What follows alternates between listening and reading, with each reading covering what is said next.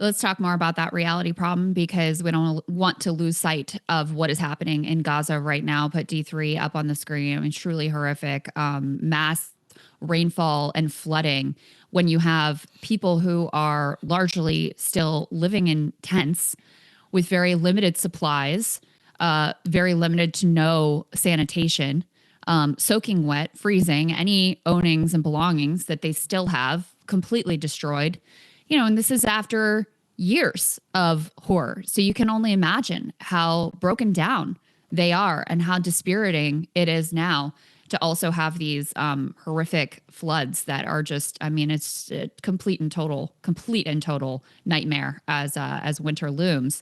And at the same time, let's put this up on the screen. This is pretty incredible. Israel now is seeking a new 20-year security agreement with the U.S., doubling the usual term and adding what they describe as America First modifications to win the Trump administration's support, Israeli and U.S. officials told me. Now, in the story, if you read it, the two things that they mention as America First provisions are, number one, like the doubling of the length of the agreement and the fact that they want more money than they're already getting, which is insane. And number two, some sort of a military tech collaboration, which would further sort of entrench their interests and intertwine us with them, et cetera. But to me, Saagar, I mean, this is another very interesting fight on the right. The fact that they are pushing for this 20-year understanding really indicates that they see the writing on the wall. They've already lost the Democratic base. It's gone. It's over. I think it will be a central litmus test in the 2028 primary. There's no doubt in my mind about that. But on the right, they also see these divisions and the writing on the wall with the direction of the Republicans as well. So they're trying to lock in their position as much as they can because they don't have confidence that they'll be able to achieve anything approaching the same level of support in the future. Yeah, I think it is. I mean, the 20-year memorandum is fascinating for a variety of reasons. Now, first and foremost, the reason that they want to lock it in for 20 years is because they can see that if they don't right now, that a future administration may not do so. But second, let's actually read a lot of the agreement, because what they want is they want continued aid to Israel, but the way that they're trying to sell it is the way that the Ukrainians did.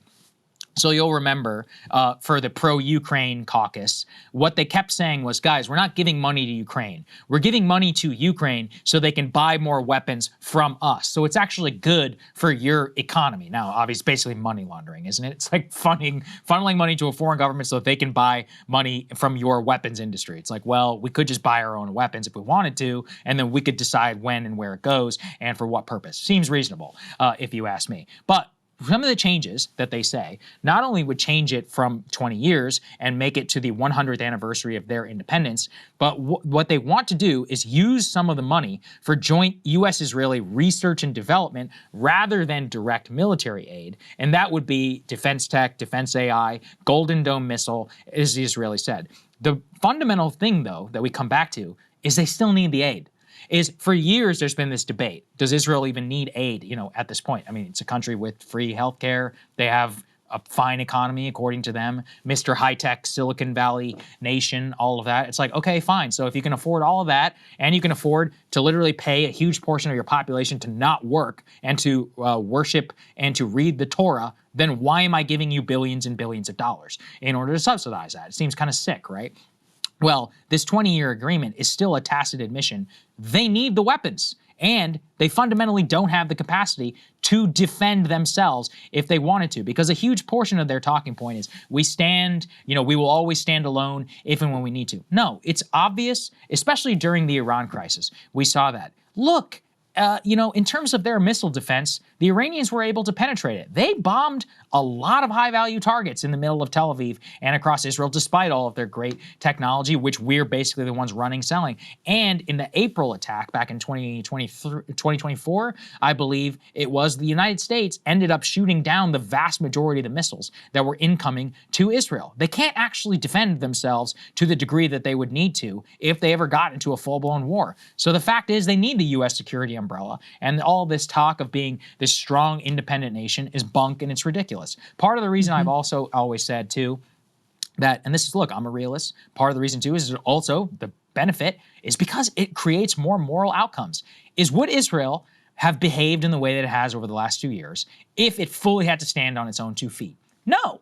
They would do what normal nations have to do, is they would have to assess, the variety of threat actors or whatever in the region. They'd have to calibrate their response to October 7th to make sure that they could actually, be sustainable, to negotiate peace. The only reason they can act as belligerent as they do is because they have the backing of the full backing of the United States. That's what enables such all of, not only just the atrocity, but they're basically like their gangsterism in the region. That ultimately is what creates destabilization.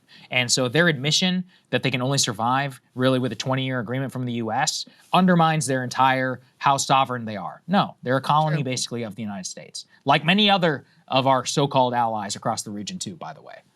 Yeah. No, if they didn't have our backing, they couldn't act with this level of impunity. They'd have to maybe actually try to figure out how to get along with their neighbors rather than just constantly, relentlessly bombing them and murdering people.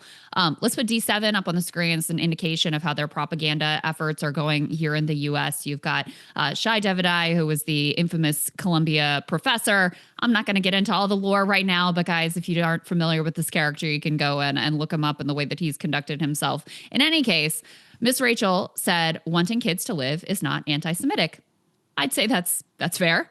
And he says in reply, yes, but advocating only for non-Jewish kids to live is. This is such a lie. And it's just so incredibly dishonest to portray Miss Rachel as only caring about non-Jewish kids, only caring about Palestinian kids. I mean, this is just not true. You can go look at the things that she said after October 7th. You can go look at what she says all the time. She loves kids, period. She upholds the humanity of kids, period. No matter their racial or ethnic background, unlike this dude, by the way.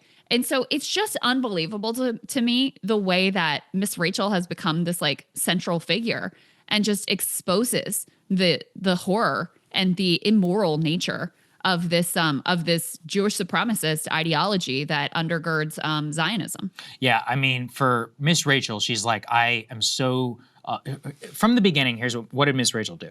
She was like, what happened on October 7th was so horrible, and what's happening in Gaza is so horrible. And by saying that latter part, they're like, you're an anti-Semite. From that point forward, literally all she has done, and I've watched all of her videos on Gaza, is she's like, look, I don't think that children should starve. I don't think they should be intentionally targeted. And she's been using a lot of her platform in order to try and raise money for children who have been wounded, let's say in Gaza, including videos, doing them, let's say, with like children who have lost limbs. What exactly is anti-Semitic or wrong about that? In fact, from the very beginning, she's made it an explicit point to make sure that she does talk also about victims on October 7th and to specifically highlight the cause of children themselves. There is nothing anti-Semitic about that whatsoever. So the fact that she gets attacked for talking about Palestinian children, if that alone is anti-Semitism, well, then, yeah, I mean, this to our whole Fuentes discussion, that's how you get here. If you're going to say that everything, any criticism, even elevation in this case of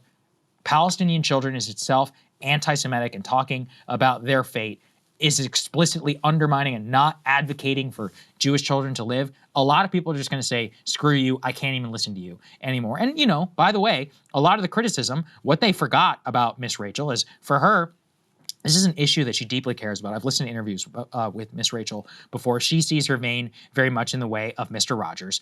It doesn't take a genius to see that this lady's made plenty of money, okay? So it's not like she can be attacked or bankrupted or any of that. She's probably, the most watched show in the history of Netflix, something like that. Billions of views on YouTube. She doesn't need, your endorsements or any of that in order to live now at this point. So for her, it's a cause that she just deeply cares about. And all she's done is triple down on her platform to try and raise awareness about the cause. And look, she still has, it's not only a parental, like grassroots following, they're, podcasts and all of them are like jumping over themselves to trying to book Miss Rachel And it's not about the Palestinian issue even then. It's about respect, I think, for her advocacy for children. And even mainstream figures look far past that, and they think that these attacks are ridiculous. So I agree. I think it's one of the most exposing things that's happened in the discourse. It's like, really? They're going after Miss Rachel for saying children shouldn't have their limbs blown off or starved? Is that the extent of where we are at now? And yes, apparently that's the answer. Yeah. And just before anyone chimes in, it's like, okay, but why does she only care about Gaza and Palestinians? Yeah. Why doesn't she say something about Sudan? Not only she said something about Sudan, she literally also raised money for children in Sudan. So, you know, for all those people out there who only give a shit about Sudan, by the way, when it's to say like, why don't you care about Sudan? Guess what? She also raised money for them and cares about those children as well. Hey, if you like that video, hit the like button or leave a comment below. It really helps get the show to more people. And if you'd like to get the full show ad-free and in your inbox every morning, you can sign up at breakingpoints.com. That's right. Get the full show, help support the future of independent media at breakingpoints.com.